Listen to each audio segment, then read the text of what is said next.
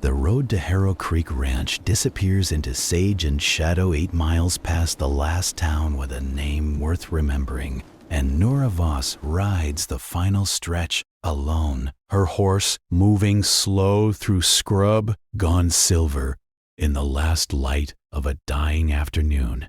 She had not expected to be here. A year ago, she had a husband and a modest house in Cheyenne and a life that felt, if not remarkable, at least hers. The husband is gone now, dead of a fever that moved faster than anyone thought possible. And in his wake, he left behind a tangle of debts that have taken everything else she once thought was hers as well. Everything. That is, except the distant cousin's tip about a ranch no one in 3 counties will touch, and $4 in her coat pocket, and whatever stubbornness has always lived behind her blue eyes and refused, even in the worst of it, to stop looking for some way forward. The county clerk had weighed her up with the practiced eye of a man who has watched too many hopeful strangers buy land they would later regret. "You understand what you're getting into," he had said. Not quite a question. She had told him she understood the price, which was the only part she was certain of. And he had stamped the deed without further argument, the stamp of a man who has decided some lessons can only be learned firsthand. Cresting the last rise in the thinning light, she sees Harrow Creek Ranch for the first time laid out below her exactly as the deed's dry language described it. A main house larger than she expected, a barn, outbuildings, a creek line marked by a row of bare cottonwoods to the north. It is, by every ordinary measure, a fine piece of land. She will not understand, until much later, exactly how fine a piece of land it would need to be to make everything else about it worth enduring. She spends the first hour simply walking the property before she enters the house at all, moving along the fence lines in the last of the evening light, cataloging the condition of the barn, the soundness of the corral rails, the depth and clarity of the creek where it crosses the northern boundary. It is, as the clerk's description suggested, good land, better than the price ought to purchase by any reasonable measure she can apply. The grass along the creek is thick enough for twice the herd she can currently afford. The well behind the house draws cold and clean. The barn, when she pushes its door open, smells of old hay and dry timber rather than rot. She stands in the barn doorway for a moment in the last gray light, looking back at the main house, trying to read in its silhouette whatever the previous 8 years of abandonment might have left written on it. A house, she has always believed, holds the mood of its history in the particular way it meets the eye from a distance. This one meets the eye carefully, offers nothing in its exterior that would explain why it is empty. The house, when she lets herself in, carries 8 years of silence in its walls, the way old wood carries the memory of weather, deeply, specifically, in a way no airing out will quite reach. She moves through the rooms with her lamp raised, cataloging what she finds, furniture left standing, a parlor still arranged around a cold fireplace, a kitchen with its tools hanging in their proper places, a long main hallway running from the front of the house to the back with 3 doors along it, 2 standing open onto ordinary rooms, and 1 at the very end of the hall, closed. She tries the handle on her first pass, more from thoroughness than any particular curiosity, and finds it fixed, not from the far side, but from her own side, a heavy bolt thrown from the corridor itself, sealing whatever room lies beyond from anyone who might walk that hall. She notes it in the same practical mental ledger she has been keeping since she arrived, and moves on to the business of making the kitchen fit for use before the last of the light gives out entirely. It is not until she has eaten a cold supper and banked a small fire and settled herself for the night in the nearest of the open rooms that she realizes she has been carrying, since she first passed that bolted door, a faint unease she cannot entirely account for by logic alone. She lies in the dark, turning it over, telling herself it is only the ordinary strangeness of any new house on its first night, and very nearly convinces herself this is true, until, somewhere between wakefulness and sleep, she opens her eyes and sees, beneath her closed door leading out to the hall, a thin, pale line of light coming from the direction of the far end of the corridor, from beneath the door that has no key. She lies entirely still for a long moment, watching it. The light does not flicker the way a lamp or candle would. It holds steady, thin, and even, the color of moonlight, but steadier than any moon. And then, as she watches, it simply ends as cleanly as a lamp turned down, leaving the gap beneath her door dark and ordinary. She does not sleep again before morning. In the morning she walks the full length of the hall before breakfast, lamp in hand, despite the daylight coming through the window at the hall's near end. The bolted door stands exactly as she left it, the bolt thrown, the handle immovable, nothing visible in the gap beneath it but ordinary shadow. She crouches and looks closer and finds something she did not notice the previous evening. A fine layer of dust disturbed along the very edge of the gap, pushed outward into the hallway from beneath the door as though a draft from within had moved it, or something else.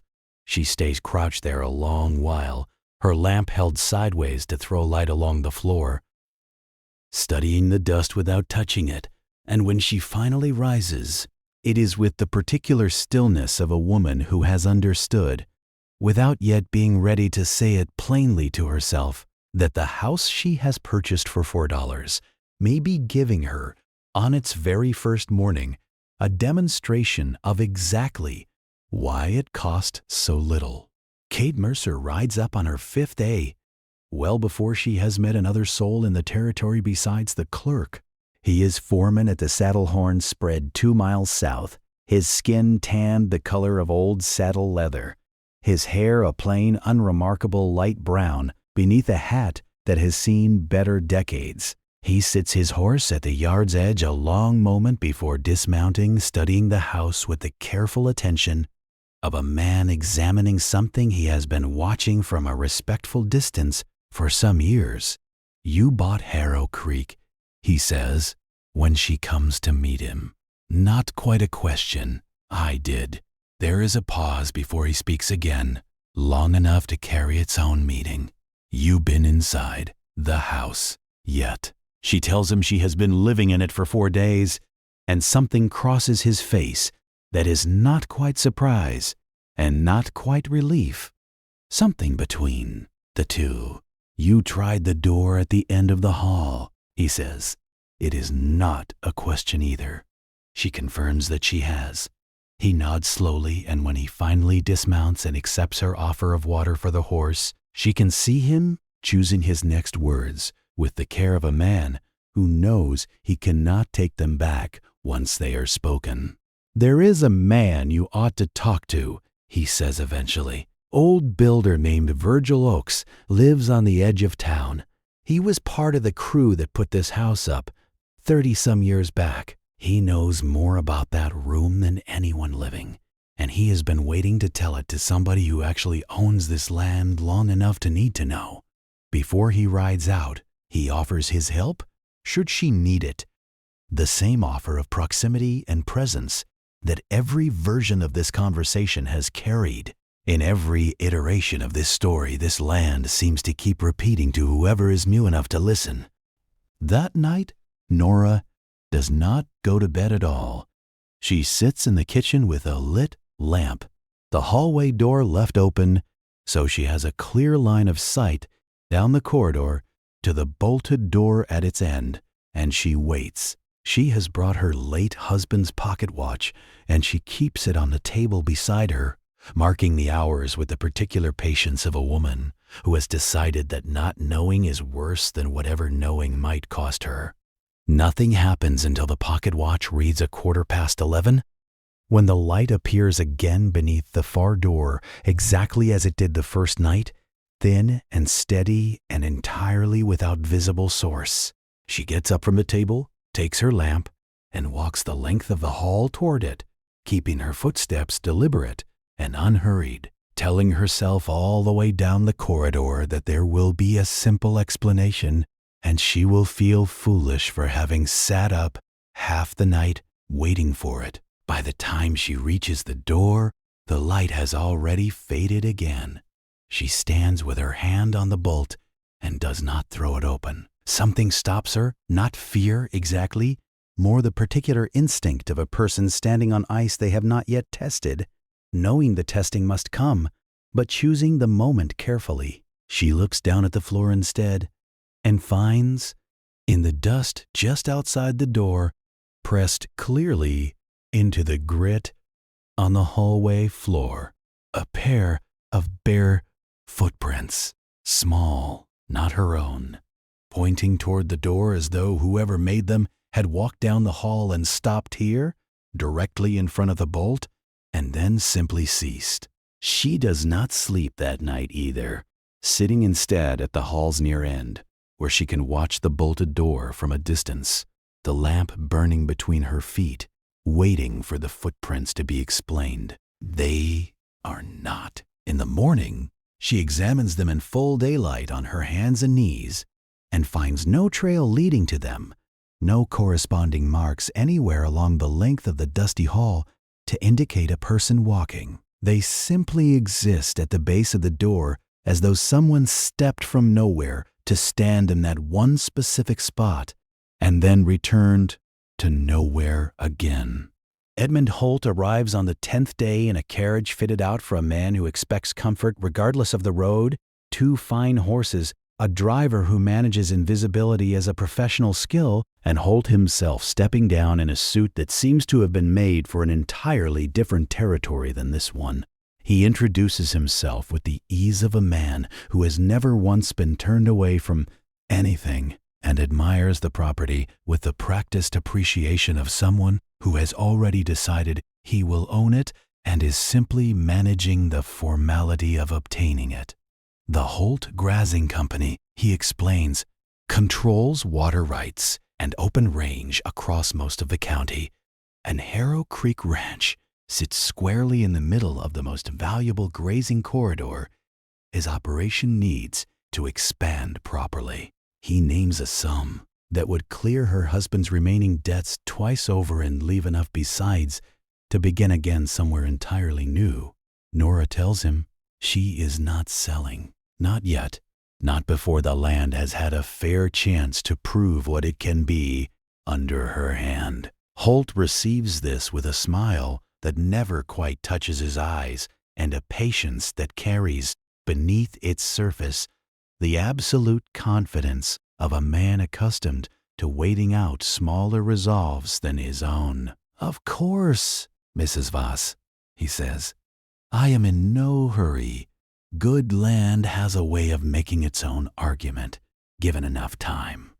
His gaze drifts just once toward the house, toward the window at the far end of the main hallway, before he takes his leave as unhurried and unbothered as he arrived. She stands in the yard watching the carriage diminish down the road and understands, in the particular cold way that understanding sometimes arrives, that his patience is not indifference. It is a different kind of pressure entirely. The cattle she has purchased with the last of her borrowed credit arrive within the fortnight and last 3 peaceful nights before the trouble finds them. She wakes to a commotion in the corral on the 4th night that brings her out of bed and into the yard before she has properly thought about it, lamp raised, boots unlaced, to find the small herd pressed hard against a far rail, in visible terror, eyes white and rolling, refusing to approach her even when she calls to them by the patient names she has already given each one. She walks the perimeter of the corral with her lamp and finds no predator. No sign of any threat a normal eye can read, only the ordinary dark of an ordinary Wyoming night stretching out in every direction, and the animals refusing to calm until the first gray light of dawn gives them something other than darkness to trust. In the morning she finds the footprints inside the corral fence, the same bare, small, trail-less prints she found in the hallway, turned now to face the direction of the house, as though whatever made them in the corridor has found its way outside as well, or perhaps was never confined to the corridor in the first place. She begins keeping a written record. The following morning, a plain ledger bought on her last trip into town, its pages meant originally for household accounts, and now filled instead with dates, times, and descriptions of everything she cannot otherwise account for. The light under the far door, and its color, and its duration, and the precise hour of its appearance each night, which she has come to understand, is not random but falls within the same narrow window, always between 11 and midnight, never earlier, never later. The footprints in the hallway dust, the footprints in the hallway dust, their size and their orientation, and the fact that they never vary, never move closer to the door than the same spot, as though whatever leaves them understands exactly how near it is permitted to approach and has made its own separate peace with that limitation. She writes down the cattle incident in full, and the footprints found inside the corral fence afterward, and the fact that she has now confirmed, by careful examination of the perimeter in full daylight, that nothing crossed that fence from the outside on the night the herd panicked. She writes it all down not because she expects a ledger to explain any of it, but because the act of writing steadies her, turns the shapeless dread of the nights into something with dates and margins, something small enough to close inside a book and set upon a shelf until morning comes again and makes everything look more manageable than it felt in the dark. Cade hears about the spooked cattle before she tells him, the way news always travels faster than intention in country this sparse. He rides over that same evening and examines the corral with the methodical care she is already beginning to recognize as characteristic of him, a man who reserves judgment until he has looked at a thing from every angle it offers. Nothing came over this fence, he says finally. Whatever scared them was already inside it. He does not elaborate on what that means, because both of them understand that no elaboration is needed. He asks her, carefully, whether she has talked to Virgil Oakes yet. She tells him she has not yet found the time. Make the time, he says simply, and rides back toward Saddlehorn without further ceremony, leaving her to decide, standing alone in the quiet yard, whether she is more unsettled by what she has already seen or by how thoroughly Cade Mercer, a practical cattle rancher by every observable measure, has stopped pretending any of it is nothing. Holt returns before she manages to get to town, and this time he comes on horseback rather than by carriage, which gives him an informality that his first visit carefully avoided. He finds her splitting wood behind the house and watches her work with an admiration she suspects is more for her stubbornness than for the quality of her axe work. You have had some trouble with your stock, he says, gently, as always. This is hard country, even without complications. She sets the axe and faces him directly and tells him she is managing. He renews his offer, generously and without any visible irritation at her prior refusal, and she refuses him again with equal directness. Something moves behind his eyes then, very briefly, before his composed expression reasserts itself with the smooth efficiency of long practice. I understand entirely, he says. Only, I would ask that you consider one thing as you settle in. He pauses, and when he continues, his voice has taken on a quality she has not heard from him before, quieter, more careful, as though he is deciding, even as he speaks, how much to say. Some properties in this territory have a way of wearing on a person who is there alone. Not through any obvious hardship, you understand. Something more subtle than that. I would hate to see you reach a point of exhaustion before you have had time to give the land a proper chance. His gaze drifts as it did on his first visit, toward the window at the hall's far end. Then he tips his hat and rides away, and Nora stands among her wood chips and understands that a man who knows which window to glance at has been given, at some point, more information about this property than she has. She rides to town the following morning and finds Virgil Oakes in a small house at the settlement's edge, a man in his middle 70s who has the look of someone carrying a specific and exhausting memory, the kind that does not ease with time, but only settles deeper. He is not surprised to see her, and he does not make her explain herself at length before he begins to speak. He helped build Harrow Creek's main house in the spring of 1854, one of a crew of 6 men working for a family named Pryor who had acquired the land and meant to put down serious roots on it.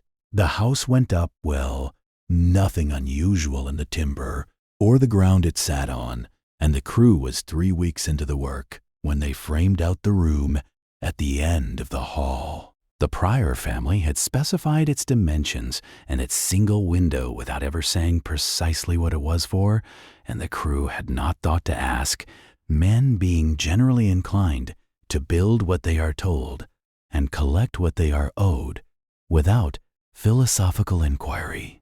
The trouble began, Virgil says, on the day the room was first enclosed, walls and roof and door all complete.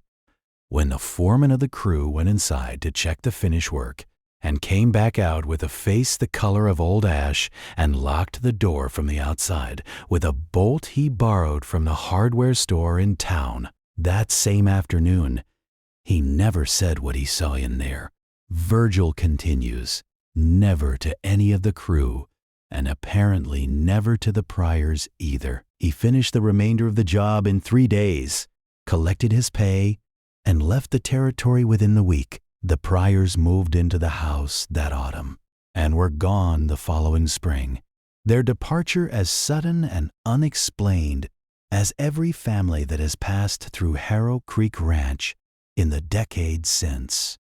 What they left behind, besides the furniture, was the bolt on the door, and an instruction passed to whoever came next that the room was not to be entered and the bolt was not to be thrown back under any circumstances anyone living was likely to encounter. She asks him, before she asks the harder question, what became of the Pryor family after they fled the ranch that first spring?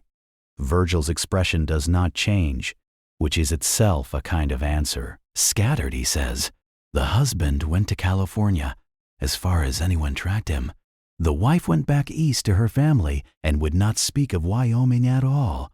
By every account Virgil ever heard, the children, there were 3 of them, were grown by then and went their own separate ways. None of them ever returning to this territory. None of them, as far as Virgil knows, ever speaking publicly about what happened in the house on the ranch their parents abandoned in the spring of 1855. He has made some effort over the years to find out more. He has found nothing. People who leave Harrow Creek Ranch, he says carefully, seem to do so with a thoroughness that extends to memory as well as geography, as though they have decided, at some private depth of conviction, that the least dangerous thing they can do is forget entirely. Nora asks the question she has been building toward since she sat down across from Virgil, whether the foreman said nothing at all about what he found when he went inside that room. Virgil is quiet a long time before answering, his hands folded on the table before him with the stillness of a man who has rehearsed a difficult piece of truth until it has gone smooth with repetition. He said one thing. Virgil tells her at last, only the one. He told me, the night before he left, that the room was not empty, and that whatever was in it was not something that had come in through the door. because the door had not existed until we built it, he said.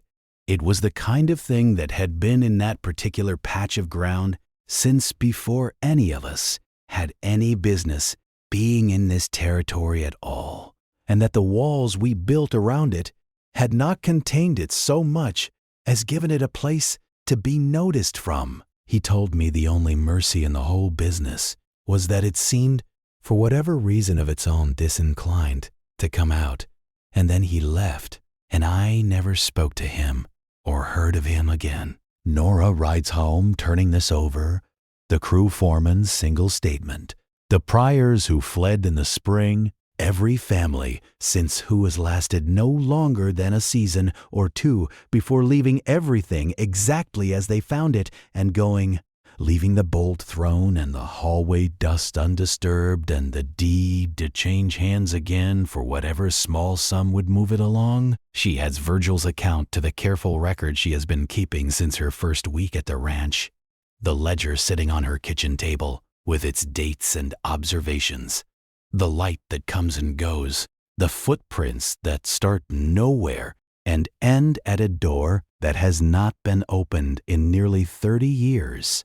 That night, the light appears again beneath the door at its customary time, and Nora sits in the hall a careful distance from it with her back against the wall and her lamp turned low, watching it hold its thin and patient line, and does not feel, for the first time, that she needs to get up and go toward it. She only needs, for now, to watch. The nights grow harder in a different way after that. Not because the door's light or the footprints worsen, they remain precisely as they have always been, perfectly consistent, perfectly unexplainable, perfectly contained within their own particular pattern. There are small things she begins to notice that she did not notice in her first weeks, or perhaps noticed and filed away without yet knowing what to make of them. The light under the far door is not quite the same each night, not in its color or its duration, which remain fixed, but in its quality. A word she uses in her ledger with the awareness that it is imprecise, and yet cannot think of a better one.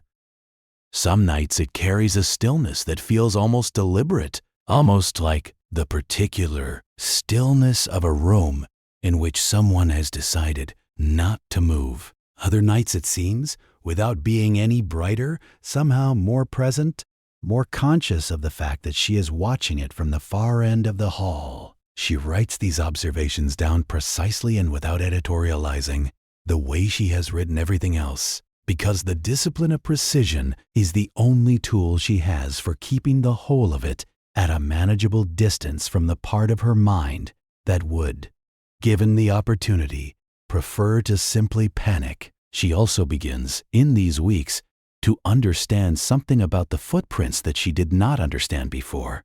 They are never random. They are always the same distance from the far door, always the same orientation, as though made by someone who stopped at the same point every single time, deliberately, the way a person stops at the edge of something they have decided, for whatever reason, not to cross. She has thought of the footprints until now as something approaching her, something moving down the hall toward the door.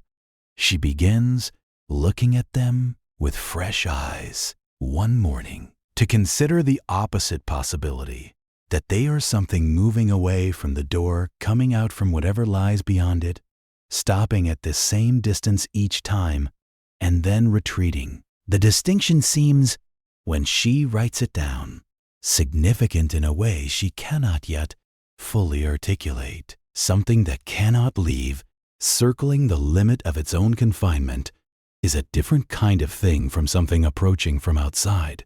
She carries this thought for several days before she can decide whether it frightens her more or less than the interpretation she started with. What grows harder is the human trouble, which has none of the supernatural's patience and considerably less of its restraint.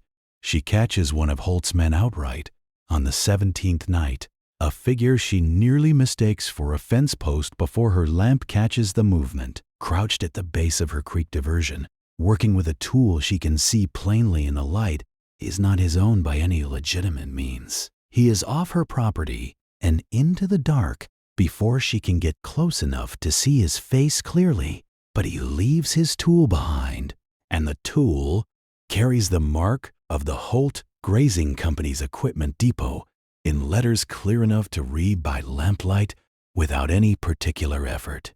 She rides to Cade's the following morning and shows him what she found, and together they make the decision she has been circling for 2 weeks: to bring the human threat into a courtroom where it can be dealt with by the means available to courts, while leaving the older trouble to its own devices, which it has managed perfectly well without any court's involvement for 30 years already. Cade knows a deputy in town who has a reputation for honest work in a county where honest work is not always the most convenient choice, and together they lay out what she has: the Tampered Creek diversion, the tool, the pattern of nighttime riders at her property line that she has recorded in her ledger with the same careful precision she has given everything else she cannot explain.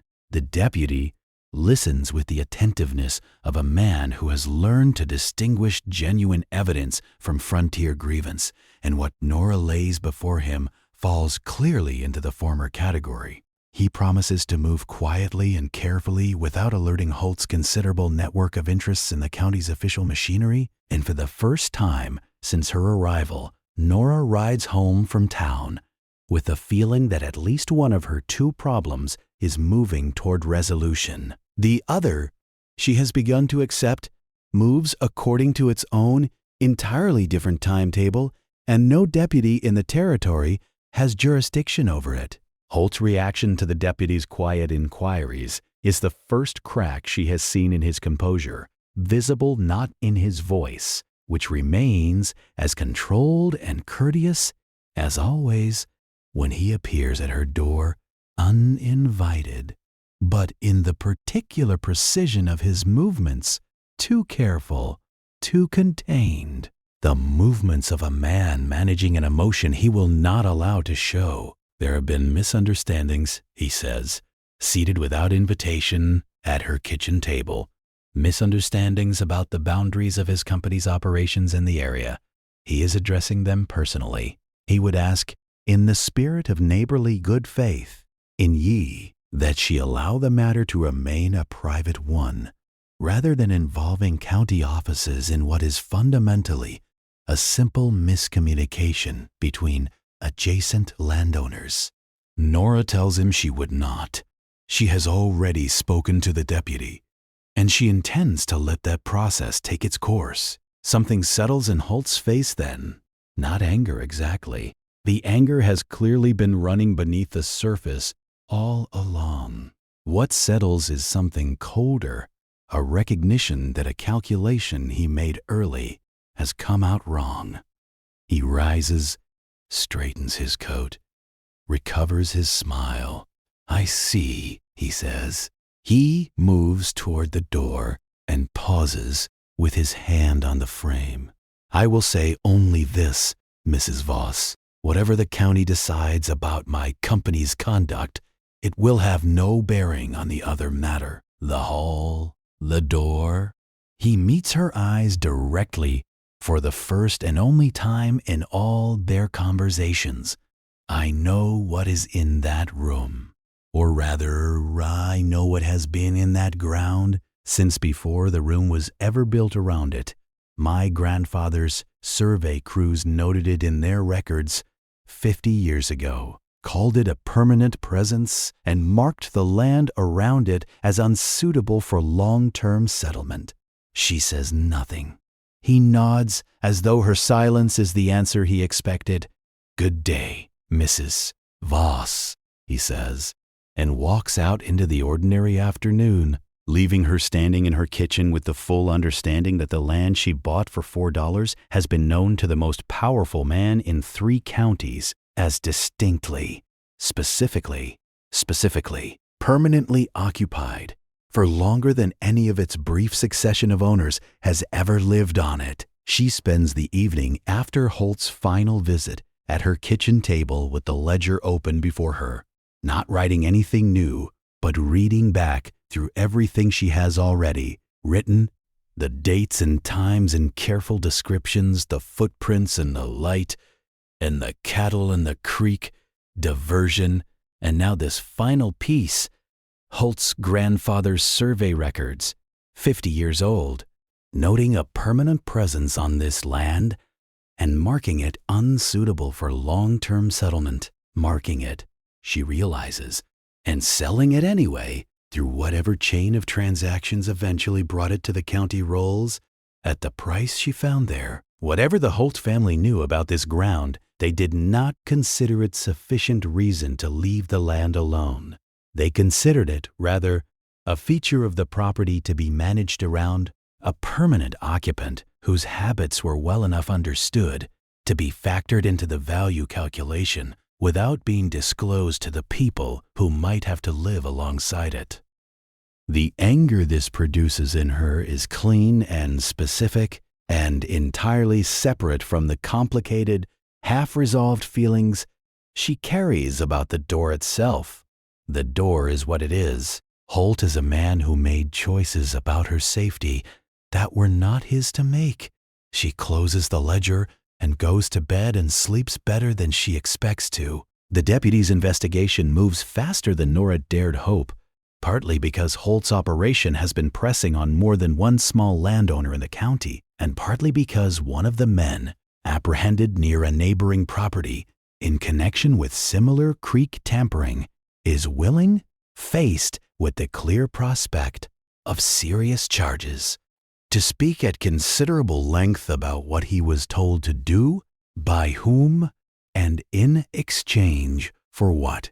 The resulting testimony is specific, documented, and exactly the kind of evidence that travels well in a territorial courtroom, even when the man it implicates employs half the lawyers within a day's ride.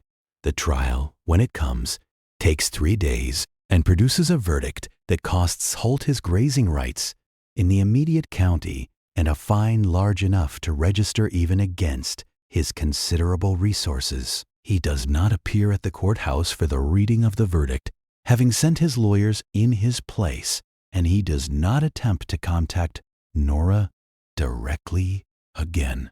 The silence of a man who has said everything he intends to say and has decided the rest can be left to what he already knows is in the ground. The weeks after the verdict bring a quiet to Harrow Creek Ranch that is, for the first time, almost ordinary. The riders at the property line vanish. The creek diversion holds undisturbed. The cattle settle into their routines with the reliable placidity of animals who have decided their surroundings are safe enough to stop monitoring. Cade stays close, as he has to all of it, and the staying has shifted gradually from assistance into something neither of them has named, but both of them have stopped, pretending they do not understand. The door at the end of the hall continues its pattern without alteration. The light comes at its accustomed time, holds for its accustomed duration, and fades. The footprints appear and vanish. Nora has stopped counting the nights.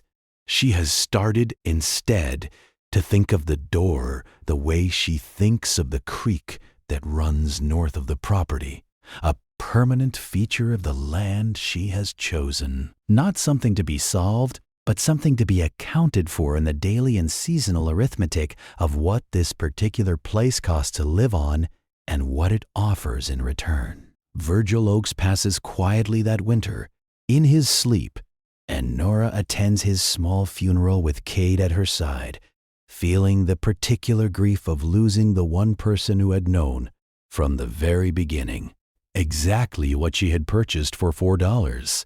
At the gathering afterward, one of Virgil's old neighbors tells her something Virgil had apparently never shared with anyone else directly, that in his last years he had occasionally ridden out toward Harrow Creek Ranch in the evenings, not close enough to approach the house, but near enough to see the light in the window at the hall's far end, the one that looked out from the room behind the bolted door, and that seeing it burning there each night, steady and unchanged, had given him something he was reluctant to call comfort. but could not honestly call anything else. Said it meant whatever was in there was still content to stay. The neighbor told her. Said the night that light went out for good was the night he would start to worry about it. Nora carries that thought home with her and adds it to the last page of her ledger. Beside Eli Sharp's parallel wisdom from the property 2 counties south, both old men finding the same strange peace in the very sameness of what frightened them. Both of them choosing, in the end, to read the constancy of an unexplained thing as evidence that it had found its own accommodation with the world and was unlikely to ask for more. It is Cade who asks her to marry him on a clear evening in late autumn when the light on the mesa is the particular gold that only lasts a few minutes before the cold rolls in. Standing in the yard in a way that manages to be both entirely in character for him and entirely unexpected by her despite every evidence she has been assembling for months. She says yes before she has consciously decided to, which is, she thinks afterward, probably the most accurate possible response to a question she has already been answering in other terms for most of a year. They plan the wedding for the following spring at the ranch, which is the only appropriate place given that the ranch is the whole reason either of them is standing in this particular yard on this particular evening. Before the wedding, she does something she has been considering for weeks without letting herself commit to it until now. She has Cade help her remove the bolt from the outside of the hall door. Not open the door, not yet, perhaps not ever. Simply remove the bolt so that the lock that remains is only whatever holds it closed from within. Rather than the 30-year-old decision of a frightened foreman to seal something away against the world's approach, she is not entirely certain why she wants this. Partly it is the feeling that locking something in from the outside implies a fear of it escaping, and she has spent enough nights watching that steady line of light to believe that whatever lies beyond the door has had ample opportunity to escape in any direction it chose, and has declined to do so. Partly it is simpler than that. It is her house now. The decisions about what to bolt and what to leave unbolted are hers to make. Cade removes the bolt on a dry morning in early spring, the 2 of them standing in the hallway together in full daylight, both of them aware, without discussing it, that they are doing something none of the ranch's previous owners attempted. The bolt comes free, cleanly, its hardware older than either of them, and the door stands afterward exactly as it stood before, closed. Still, its handle sitting passive in its fitting, neither locked nor obviously open. Nora puts her hand on the handle and holds it there for a long moment without turning it. Through the wood she imagines she can feel something, not warmth or cold exactly, more the particular quality of a space that has been undisturbed for a very long time and has made its own peace with that undisturbance. She takes her hand away. Not today, she says quietly, to the door or to herself or to Cade standing just behind her. She is not certain which. Maybe not any day. Cade says nothing. He understands, she thinks, that the question of whether to open it is entirely separate from the question of who has the right to decide, and that both of those questions now have the same answer. The wedding takes place on a warm afternoon in late spring, modest and particular to who they are, a handful of neighbors, the deputy who handled Holt's case, and the handful of townsfolk who have, over the past year, come to see Nora Voss less as the foolish woman who bought a cursed property for $4 and more, as the steady woman who won a courtroom fight against the most powerful man in 3 counties and is still standing on her own land to tell the story. The ceremony is held in the yard, not in the house. partly from practicality and partly from the shared unspoken instinct that the house is still negotiating the terms of its new occupancy and might prefer to be introduced to the change gradually. The light on the Wyoming mesa in late spring is the particular clean gold that seems to find every shadow and gentle it, and the ceremony takes place in the full warmth of it. And for the first time in as long as Nora can clearly remember, she does not think once about the door at the end of the hall during the entirety of the vows and the modest celebration that follows. Not once. She thinks about this later, lying awake in the dark on the first night of her marriage, and finds it remarkable, and then finds it ordinary, and then understands that the two things are not, on this particular piece of ground, as different from each other as she once would have assumed. The afternoon passes with the unremarkable warmth of good days that do not announce themselves as significant until after they are over. They retire late, the agreeable exhaustion of a good day completing itself, and Nora lies in the dark beside Cade with the particular peace of a woman who has, against the reasonable expectations of the past 2 years, actually managed to arrive somewhere she wanted to be. The house settles around them with its familiar sounds, timber and draft and the distant murmur of the creek, and she listens to all of it with the ease of someone who has learned the language of a particular building over enough nights to know what is ordinary and what is not. She is not asleep when it begins. She is not certain she expected to be. The light appears beneath the hallway door of their room first, the thin line that means the hall itself is lit, and then, a moment later, she hears it. Footsteps in the hallway, not the bare, silent, impossible footsteps whose impressions she finds in the dust each morning. These are different, deliberate, and crossing the hallway floor in the direction of the far door, and for one disorienting moment she is absolutely certain there is a person in the house who should not be there.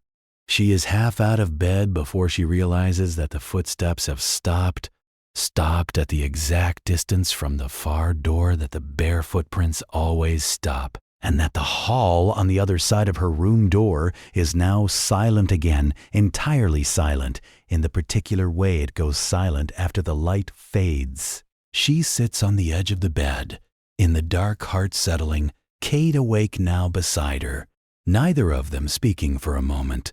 Then he asks, quietly, whether she wants to go look. She considers this for a long moment, weighing it with the same careful honesty she has brought to every decision this land has required of her.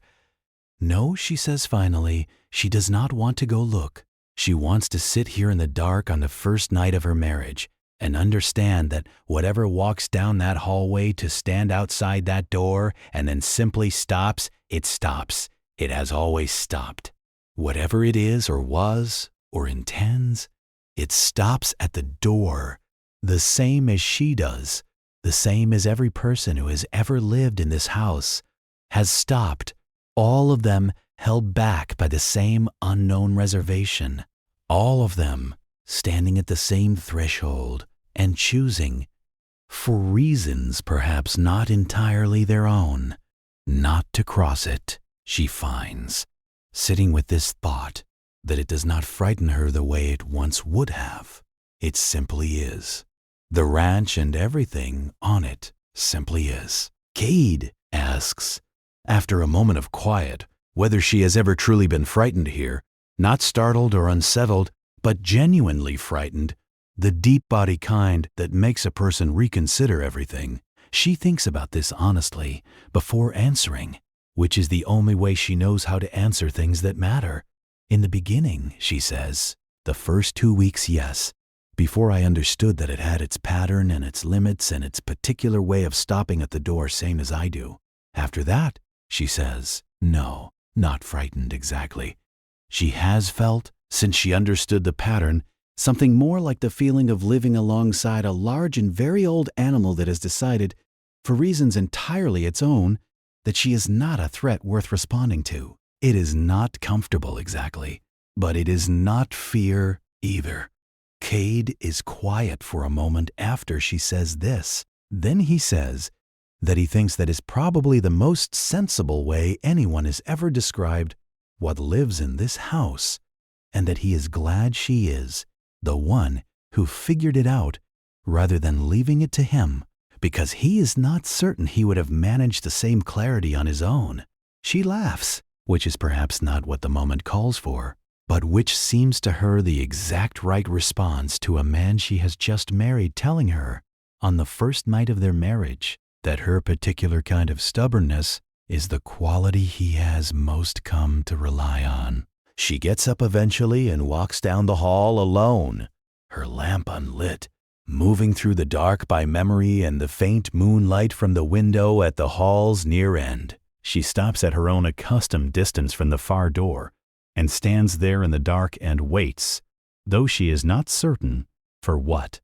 The light does not reappear. The footsteps do not resume. The door stands exactly as it has stood for 30 years and more, closed and still and holding its own counsel about whatever it knows that no one living has managed to learn. After a long while, she turns and walks back toward the bedroom, toward the good and ordinary life that is waiting for her, and does not look back at the door when she passes it. In the morning, she rises before Cade and walks the hall in the full light of a clear spring day, and finds the footprints exactly where they always are, pressed into the dust at the base of the far door, bare and small and ending exactly where they have always ended, no closer and no further than the night she first found them. She stands over them for a moment, and then she does something she has not done before. She crouches and smooths the dust back, with the flat of her palm erasing the prints, leaving the floor at the base of the door clean and undisturbed. She stands, brushes her hand on her skirt, and walks back down the hall toward the kitchen and the coffee she intends to make, and the morning she intends to have, and the life she intends to build on this particular piece of ground, all the way to its strange and patient end, whatever that end turns out to be. Tonight the prince will be back.